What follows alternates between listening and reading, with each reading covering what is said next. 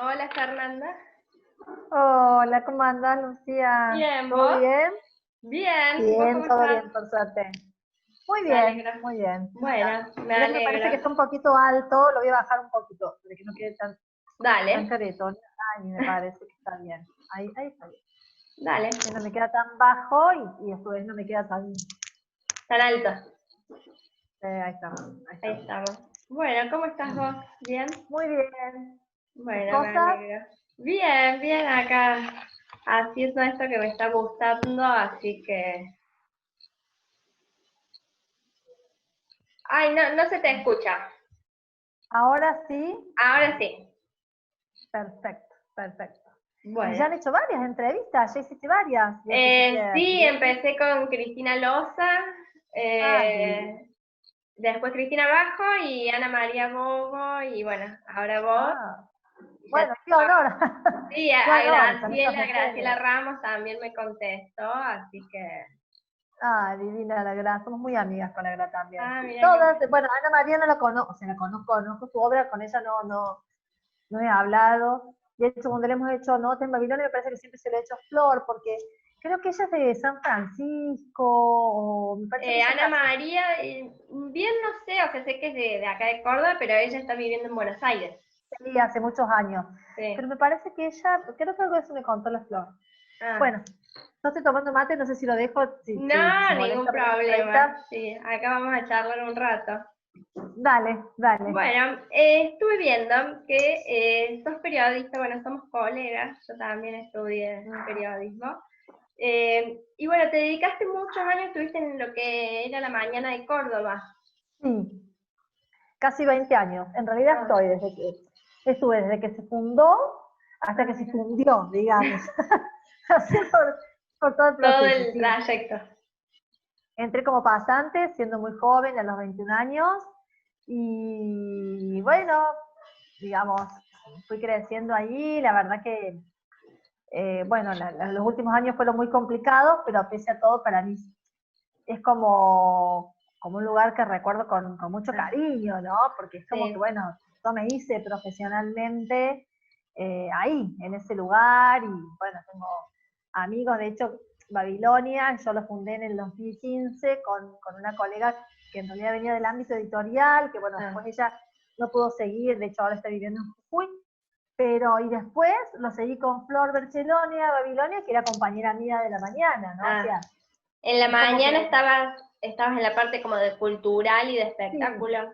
Ah, sí, la mañana, como en esos 20 años tuvo distintos periodos, digamos, empezó siendo una sección de suplemento de espectáculos, después era una sección espectáculos y tenía además un suplemento cultural, ese fue como un momento de mucho crecimiento del medio, entonces sí. trabajaba, digamos, en los dos suplementos, fui pasante, fui redactora, fui editora de la Ah, sección, pues también hacía todo lo que era la edición del suplemento de verano, que bueno, tiene sí. otras características, ¿no? Como mucho más vinculado a la temporada, festivales, temporada de Carlos Paz, bueno, tiene otro perfil que por ahí no es el perfil que tiene a veces estos suplementos durante el año.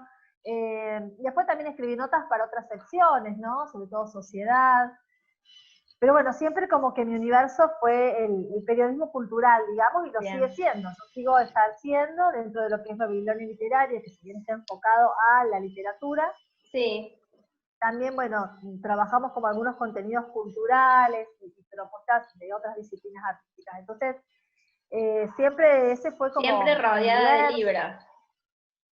Siempre rodeada de libros y a mí me gusta mucho el arte porque yo fui a los niños cantores, al Domingo Cipol, y Ah, entonces mira. fui profe de música 3 años, yo soy me gusta mucho la literatura, pero si tengo que elegir es como que la música me enloquece, entonces me gusta mucho el teatro, estudié Ah, teatro en mira. algún momento, y mi objetivo también en algún momento es escribir teatro, tendré que hacer un buen curso de dramaturgia, que hay muy buenos Mm. dramaturgos y dramaturgas, y muy buenas propuestas formativas. Eh, entonces, digamos que siempre fue como mi ámbito natural, digamos, ¿no? Sí, sí, sí. Yo, la verdad que estudié periodismo para escribir, o sea, siempre supe que estudié periodismo para escribir Sí, O sea, que ya era siempre periodismo gráfico, nunca sí. Nunca vi como... visual ni radio. No, no, bueno, ahora la virtualidad nos Y sí, seguro. atraviesa y además creo que lo que tiene la carrera de periodismo es que te da muchos elementos para moverte en todos lados, ¿no? Sí, sí, sí, Pero es yo bastante amplio todo originalmente, el rango. sí, sí, para comunicar, digamos, ¿no? Para Mm, aprender a comunicarse. Y sí, estudié, digamos, con la intención de escribir y de escribir sobre cultura. Y tuve la suerte que uno de mis primeros trabajos periodísticos fuera ese y en un diario, casi, digamos, como que fui una privilegiada, sí, ¿no? como Porque que digo, se no es dio todo fácil. redondo. Sí, no, no es tan común y bueno, se dio así y bueno, lo aproveché, ¿no? Y aprendí Ah, mucho. Yo creo que el periodismo se aprende mucho en el oficio. Realmente sí. uno aprende algunas cosas esenciales, ¿no? Yo soy docente además del Colegio Universitario de Periodismo, entonces uno aprende cosas muy interesantes en la Mm, facultad, pero después, viste, cuando vas al plano del trabajo, estás en eso que decís, bueno, todo lo que aprendí ahora, ¿qué hago con todo sí. eso en la ¿Cómo realidad, en sigo? el día a día? ¿Cómo sigo? Y ahí me parece que en los medios o en la experiencia que cada uno tenga hoy, en ese momento como que el objetivo era entrar a un medio existente, pero yo hoy lo veo con mis estudiantes, y en realidad muchos aspiran a su propio medio, ¿no? Ah, O ¿qué sea, materia digo, das?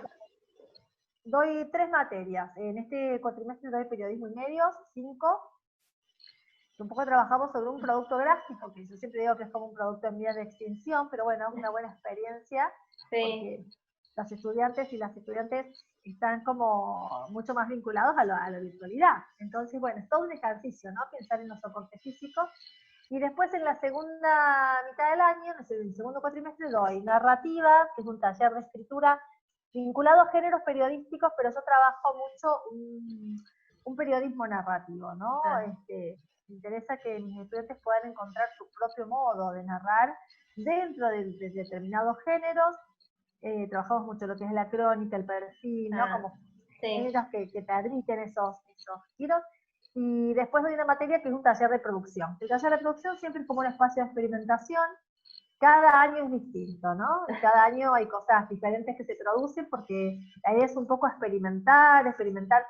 Yo creo que este es un momento interesante para experimentar también bueno, con las redes, con nuevas Sí. plataformas, con aplicaciones, Y con sí, todo modos de comunicación. adaptado. Entonces, bueno, sí, es un programa que nunca se puede copiar.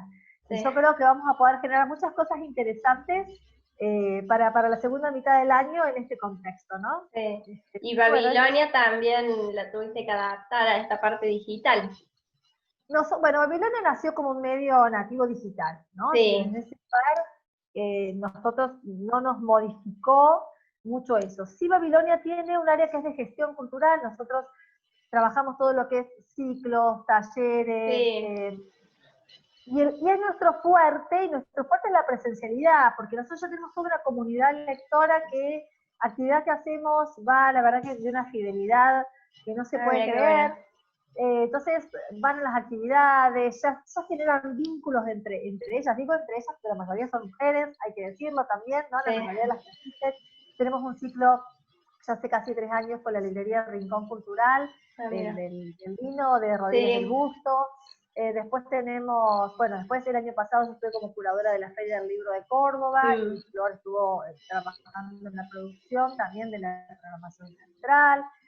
Tenemos como muchas propuestas de gestión. Entonces sí, nos tuvimos como que reinventar en sí. algún punto. Igual nos tomamos un tiempo, ¿no? Ah, Cuando vimos que todo el mundo empezó a hacer vivos en Instagram, dijimos, bueno, ¿qué podemos llevar para que cuando pasemos a la sí. virtualidad esté esa espontaneidad que caracteriza Los a encuentros Babilonia? presenciales. Claro, digo, a ver, Mm, bueno. Entonces empezamos con unas actividades en Instagram, la semana pasada hicimos un en Zoom con Cristina también, sí, lo con gente vi. que empezó a participar y después se transmitía en vivo por YouTube. Ahora empezamos con unos talleres también a fines de junio, que bueno, van a ser con esta modalidad de aula virtual, digamos. Mm, Y tenemos sí previsto una serie de propuestas para muchas ferias de distintos puntos del país, estamos como avanzando ahí con las negociaciones, que como no las pueden hacer de manera presencial, están pensando algunas alternativas virtuales. Ah, Y mira. nosotros tenemos bastante contenido producido en estos años, ¿no? Sí. Algunas entrevistas audiovisuales, algunos ciclos con libreros y libreras, tenemos también un ciclo de narración. Entonces, todo ese material, bueno, es un material valioso, más algunas cosas que podemos producir Ah, mira, qué también, bueno. con estos municipios, o con estos gobiernos provinciales, o con estas instituciones que organizan las ferias. Así que, pero bueno, nos tomamos un tiempo para saber qué pasaba. Al Sí, principio no sí, para ver sabíamos cómo muy bien adaptarse, cómo seguir. cuánto tiempo iba a ser. Sí. Entonces, bueno, ahora ya estamos como un poco más encaminados y vamos a ver cómo sale. Bueno, genial entonces. Yendo a la parte bien de la escritura, ¿cómo surge el escribir, lo que fueron las novelas que empezaste con Maldecida en el 2012? ¿Cómo surge esa? Bueno, digamos, escribir era algo natural en mi vida, Sí. porque en el 2012 yo llevaba ya unos cuantos años, más de una década, en el diario. Sí. Escribiendo todos los días. Yo había hecho años antes, bastantes años antes, en el 2004, 2003, y antes también capaz, unos talleres de escritura. A mí siempre me gustó escribir, ¿no? Digo, esta anécdota que a veces uno cuenta, bueno, eso de niña, escribía poesía, escribía cuentos. Yo era la típica chiquita que tenía los libros, que leía, muy nerd, y que escribía, ¿no? Era como el combo, la típica nerd. Media ñoña, así con los libros, y fantasiosa, y creaba. Entonces la escritura era parte, y por alguna razón yo creo que también elegí el periodismo, más allá de que yo vengo de una familia muy vinculada al periodismo, pero digo, por eso digo, yo cuando pensé en el periodismo pensé en periodismo para escribir sobre cultura, que era lo que me interesaba, ¿no? Sí, estaba muy distinto. Y en esos talleres de escritura empecé a descubrir como muchos juegos literarios, narrativos, y como era muy lectora en ese momento, era muy lectora de obras teatrales, me había quedado fascinada con la lectura de La Casa de Bernardo Alba, que leía, Sí. y entonces empecé a jugar como inventando una reescritura, jugando con algunos personajes y preguntándome cosas, ¿no? Bueno, esto que termina con un final tan trágico en la obra de Lorca, ¿qué hubiera pasado si el territorio donde, el terreno, digamos, donde se desarrolla la historia es un terreno que es muy agreste, ¿no? Donde no hay agua, y yo pensaba qué hubiera pasado si de pronto el escenario era otro. Y así empezó a surgir como toda una idea en mi cabeza que inspiró a algunos personajes femeninos de Las Maldecidas. Tiempo después, bueno, yo viajo mucho a Misiones, mi marido es de allá, y entonces en uno de los viajes había como un busto, digamos, ¿no? De una especie de prócer. Él me contó que era un prócer de la región, que era Andrés Guapurarí, ellos allá lo llaman Andresito. Y me generó curiosidad ese caudillo, y ahí empecé como a investigar. Ahí apareció como mi parte periodística. Y bueno, empecé a investigar y me empecé a enganchar con su historia, con su vida. Empecé también a entrevistarme con historiadores, a tomar contacto, a recorrer algunos lugares donde él había estado, incluyendo Isla das Cobras, que era una especie de, en esa época, ahora es un museo, ¿no? Pero en esa época era una prisión que estaba en Río de Janeiro, donde supuestamente estuvo él también. Bueno, entonces empezó a hacer todo un proceso, y de pronto todo eso sentí la necesidad de volcarlo en una novela. Yo siempre digo que Las Maldecidas es mi primera novela, pero no es mi primera novela, porque yo después fui encontrando que ya había escrito de manera manuscrito, ¿no? Manual, no en compu, como un boceto de una novela. Y después me di cuenta que había personajes en esa novela súper iniciática, ¿no? Que no dan no quiero ni leerla, pero digo, ahí estoy encontrando algunos personajes que como que revivieron en otros libros, ¿no? Ya con más oficio, posiblemente dentro de la escritura. Así que, bueno, cuando ¿Esta fue Paraísos Perdidos? Estaba haciendo ese laburo que era profesional. Paraísos Perdidos fue en el año 2016. Sí. Pero Paraísos Perdidos yo la empecé a escribir cuando terminó Las Maldecidas. Bien. Las Maldecidas es una novela que tiene un final tan particular que yo sentía, primero que cuando vos cuando vos convivís, yo tuve 6 años, ¿no? Con Las Maldecidas dando vuelta. Empecé a escribir en el año 2006 y la publiqué en el año 2012. Yo en el medio fui mamá, entonces también eso me llevó mucho tiempo, dejé un poco el proyecto ahí a la espera. Y bueno, obviamente que cuando vos pasás tanto tiempo y un primer libro, uno se encariña mucho con los personajes. Entonces cuando yo terminé Las Maldecidas, escribí 3 capítulos de lo que iba a pasar con algunos personajes ya siendo adultos. En Las Maldecidas eran niños y estos personajes a partir. Y eso quedó ahí. La verdad que Las Maldecidas fue un libro, es un libro al que le va muy bien, es un libro que nunca se deja de vender, es un libro que se vendió mucho, pese a que yo lo saqué con un sello de Córdoba. Sí, el Emporio. El Emporio, claro, digo, pero tuvo mucha trascendencia a nivel nacional. La verdad que es un libro que traccionó todo lo que vino después. Sí, ¿no? yo este no lo leí, el Maldecidas no lo leí. Leí el otro, El Paraíso Perdido, y bueno, y me compré, acá tengo, ya me lo compré para leerlo, y acá ves el otro. Bueno, ahí te vas a encontrar con... está bueno el camino que estás haciendo, porque vos los viste adultos y vas a ver un poco como el origen de esa historia. Si bien son 2 novelas que se pueden leer de manera independiente, están relacionadas.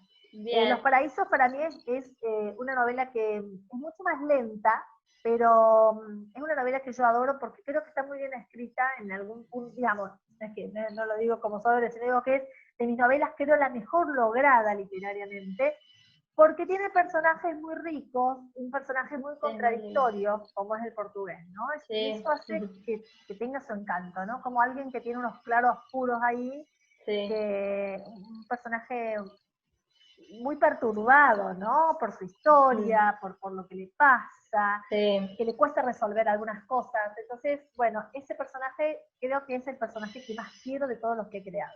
Mira. Es un personaje que yo adoro el portugués, sí, es un personaje que me despierta un cariño, los quiero todos, ¿no? Pero el portugués tiene algo que lo quiero de un modo especial. Entonces, es un libro que yo quiero mucho, y además fue un libro que me permitió saltar a un sello multinacional como Penguin Random House, ¿no? Digo, entonces también es un libro importante para mí. Bien. ¿Y cómo surge, por qué la novela histórica? O sea, vos escribiste tu primer novela y ya fue una novela histórica. ¿Siempre te gustó el tema de la historia? Digo, pues lleva un proceso, ¿no? Bueno, de, como vos decís, de hablar con historiadores. Yo creo que también yo empecé a escribir estos libros en un momento donde yo leía mucha novela histórica. La novela histórica se sigue vendiendo mucho en Argentina, pero tuvo su momento de esplendor, ¿no? Con nombres como Cristina Bajo, Cristina Loza, que hablamos hace un ratito, Flor Bonelli, después llegó Gloria Castaño, Lavín Rivero también, ¿no? Que sí trabaja un poco más en el siglo XX. Pero son autoras que les fue muy bien, que siguen siendo sumamente exitosas, y entonces, bueno, yo también leía mucha novela histórica, y claramente me generaba curiosidad. La novela histórica tiene un plus. Hoy me siento un poco más cercana a la novela contemporánea, te soy sincera, ¿no? En este momento de mi vida me siento como con más inclinación a escribir una novela contemporánea. Pero la novela histórica tiene algo que a los lectores y a las lectoras les gusta mucho, que es como redescubrir ese pasado. Es una gran puerta para ver la historia desde otro lugar. Y tiene otro plus, que yo siempre digo, nosotros la historia oficial siempre estuvo protagonizada por hombres, ¿no? Por los próceres que conocemos. Cuando hablamos de ejércitos, imaginamos ejércitos todos hombres, ¿no? Así como... Y la novela histórica lo que un poco pone en valor también es el rol de la mujer en la historia.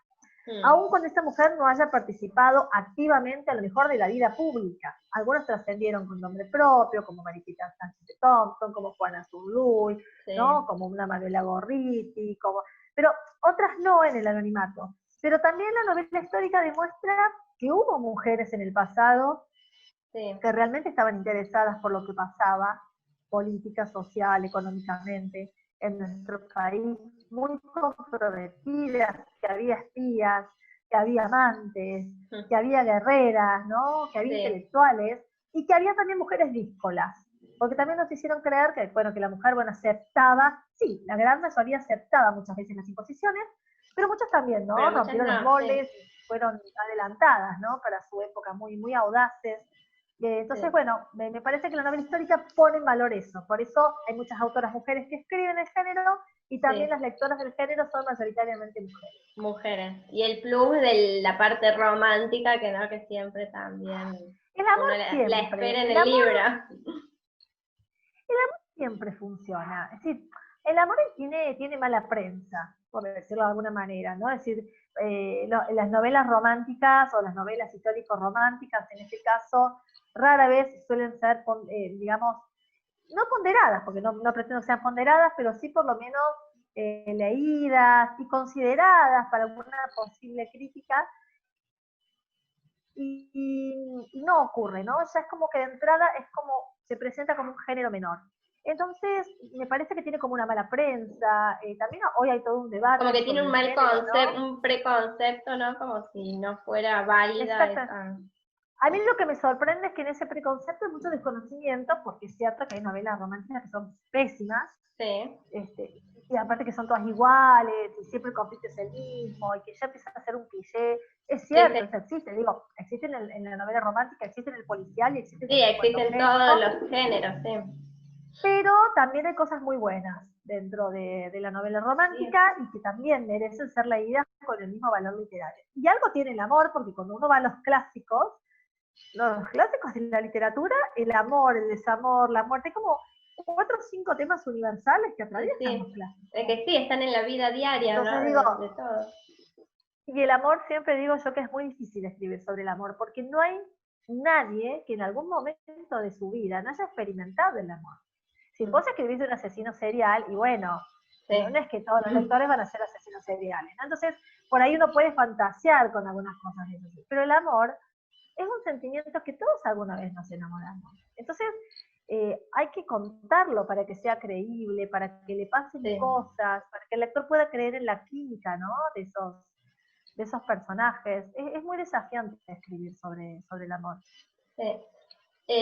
¿Hay un duelo post-novela después de terminar cada novela o no? Sí, bueno, con Las Maldecidas sí hubo un duelo, por eso yo te contaba que ahí nomás empecé a escribir como una idea de continuación, que después tardó casi 4 años, ¿no? En salir.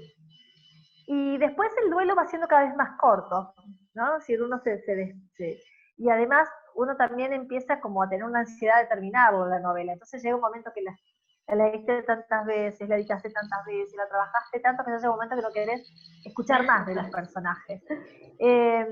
Pero sí hay como un duelo que tiene que ver, digamos, ¿no? También con desprenderse, y también hay como un enamoramiento con los personajes, ¿no? En el proceso de escritura uno está como a medio camino entre la realidad y la ficción, ¿no? Es que a un escritor le cuesta mucho conectar con el mundo real que lo rodea porque su cabeza, su corazón, hay una parte de su ser que está conectada con esa otra historia que está narrando, ¿no? Entonces hay se pone mucho el cuerpo en la escritura también, ¿no? Parece algo súper sedentario que lo es, pero hay algo, ¿no? Hay una energía en la escritura que también es hasta Sí, físicamente agotadora. en la entrevista que le hice a Ana María, salió el tema ese y como que decía que uno le pone el cuerpo y el alma a la Sí, novela y es como cuando la terminas como, largaste todo, es como un alivio en y eso. hay escenas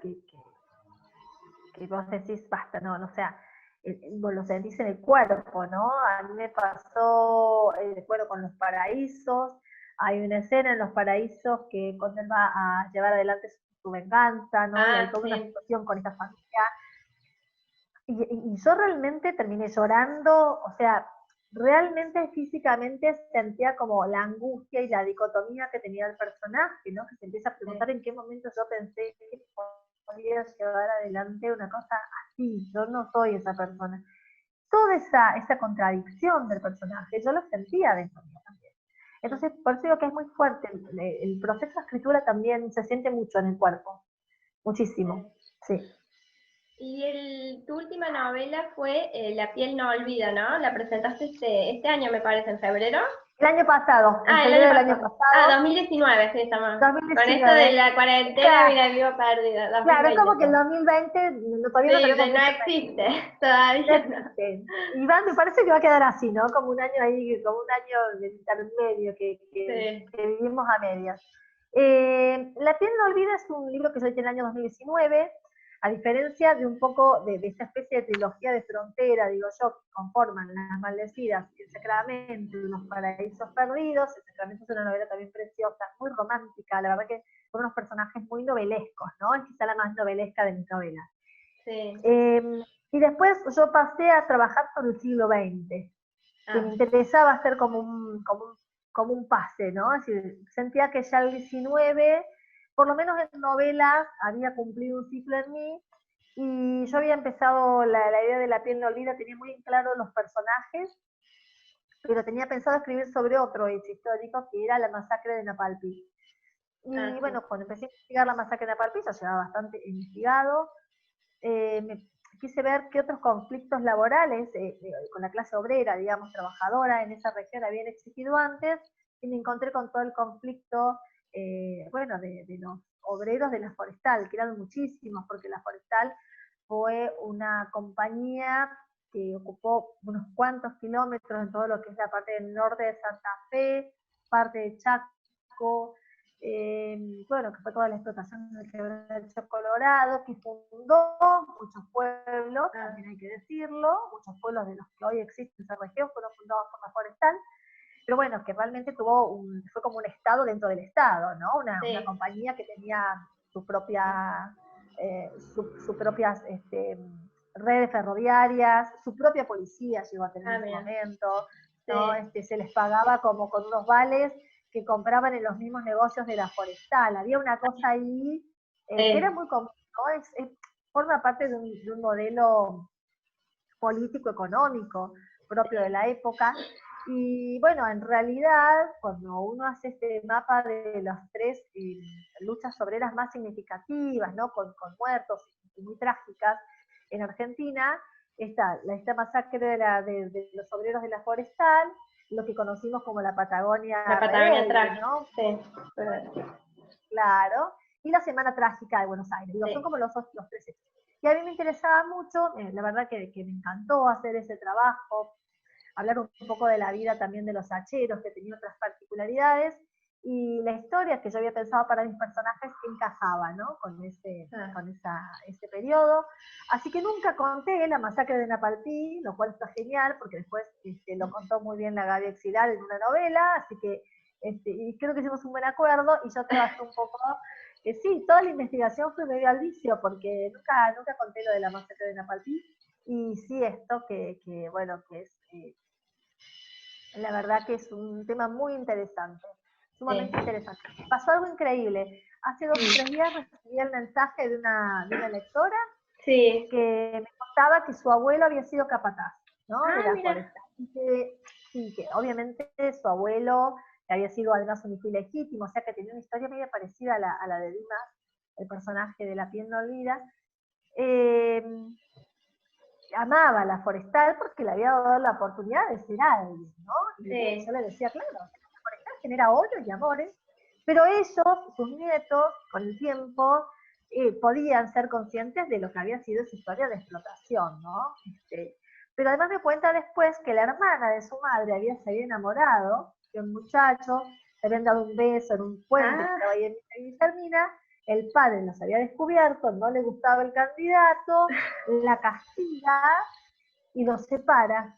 Y ella nunca lo casa, vieja, nunca se casa, nunca lo olvida, y él tampoco, porque dice que cuando se casó le dedicó una canción a ella. Digo, y ella me decía, es como la historia un poco de Dimas y de Magdalena. Y yo digo, bueno, sí, porque uno va escribiendo cosas que vas a saber, ¿no? De dónde trae. Sí. Y bueno, siempre hay alguien que se puede ver reflejado en esas historias. Sí, totalmente, ¿no? Y que... Tanto de la literatura, pienso yo, ¿no? Que cuando uno lo lee, sea la época que sea, hay algo de esa historia que te habla a vos. Sí, que traspasa lo que es la frontera, traspasa el espacio, el tiempo, todo. Sí, sí.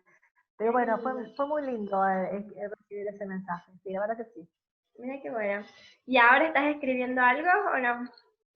Ahora ya terminé, estoy con una etapa de corrección, edición de un libro de ensayo, no es ficción, es un libro que es un poco un análisis, una mirada contemporánea y actual hacia el género de la novela romántica, con todas sus variantes.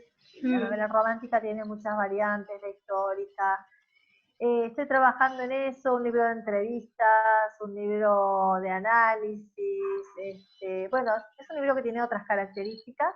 Estamos trabajando también con Penguin Random House y bueno, me parece que va a ser interesante porque además también pone un poco en debate el género con una mirada también actual, ¿no? Sobre el feminismo, que me parece interesante poner en tensión algunas cosas, porque bueno, digamos, todos los movimientos feministas también son muy críticos y en algunos casos con justa razón, ¿no? De ciertas ideas que instala sobre el romanticismo del género. Entonces, bueno, me parecía también como, está muy bueno, sí. como poner en tensión algunas cosas. Bueno, circular, poder editar una novela que yo saqué hace unos años, en el año 2017, en digital, que es una novela contemporánea, que la saqué de manera gratuita, digital, como regalo a mis lectoras, y a los lectores en general, porque el lector que va a una librería, apuesta por un autor o por una autora, compra un libro con lo costosos que son los libros, la verdad que me parece un acto de mucho amor y de mucha confianza, ¿no? Y a veces una apuesta, porque a veces ni saben quién sos vos, ni cómo escribís. Entonces, bueno, me parece que estaba bueno, que es una novela contemporánea que se llama Cuando dejé de amarte, y bueno, estoy evaluando la posibilidad, estamos analizando, de editarla en papel. Pero bueno, este es un año súper complejo, ¿no? El tema de la pandemia también ha modificado cronograma de edición y demás, que no sé cuándo puede salir. ¿Cuándo es que sale?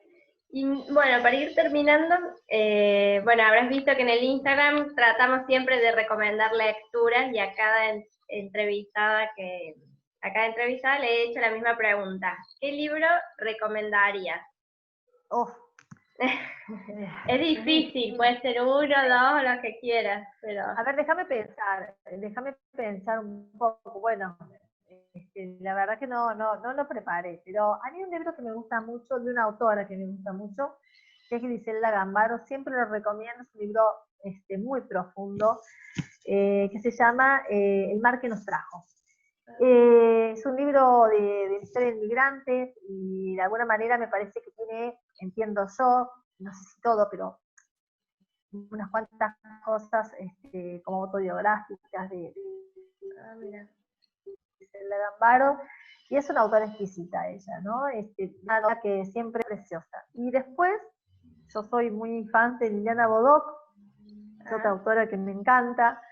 A mí me gusta mucho la literatura fantástica, entonces suelo recomendar la saga de Los Confines, pero también me gusta mucho un libro que leí de ella, que se llama El perro del peregrino, que es un libro precioso también, quizá para un público incluso adolescente, joven, es un libro muy lindo. Y después un libro que siempre recomiendo, que me encanta, que es viejo, tiene ya unos cuantos años, debe ser del año 2013, 2014, es un libro de Rosa Montero que se llama Historia del Rey Transparente, que es una historia que transcurre en la Edad Media, es un libro divino. A mí me gusta mucho Rosa Montero también, y ese libro es divino, pero la verdad que siento que estoy siendo como un poco injusta, ¿no? Porque hay mucha literatura buena. Un libro que me encantó, que es otra cosa que no tiene nada que ver, pero que está muy bueno, es Fuerte, está muy bueno, que es una especie de distopía, igual con la realidad que estamos viviendo hoy, ya no sabes qué es distopía y qué es realidad, no está todo como un poco mezclado, pero es una distopía. Es el libro Cadáver Exquisito de Agustina Basterrica. La verdad que en los últimos años es quizá uno de los libros que más me impactó como lectora. Esa es la sensación, ¿no? Es un libro fuerte, muy bien escrito, se escribe maravillosamente bien, un libro muy bien escrito, pero un libro muy fuerte, y la distopía es un género que también me gusta, así que también es otro libro que recomiendo. Bueno, los vamos a entonces dejar anotados después cuando subamos la entrevista, Bueno, así los buscamos. Yo dale. de esos no he leído, he leído Rosa Montero, pero justamente ese no. Así que, pero bueno, Fernanda, realmente me encantó hablar con vos, Igualmente, conocerte, Lucía. te había conocido por medio del libro, así que bueno, quería charlar un rato. Bueno, espero que sigas disfrutando de la lectura y gracias a vos. Bueno, un beso grande a toda la gente que te sigue, a tu audiencia. Y ya nos encontraremos. Y Esperemos que sí, en seguro. alguna encuentro más presencial, ¿no? No tan Ay, virtual. sí, Pero sí, bueno, sí, si cuando no, pase esto, si no, nos seguiremos encontrando por acá. exactamente, exactamente. Un beso grande. Bueno, un beso Gracias a grande, vos. Fernanda, muchas gracias. Chao. Chao. Que andes bien.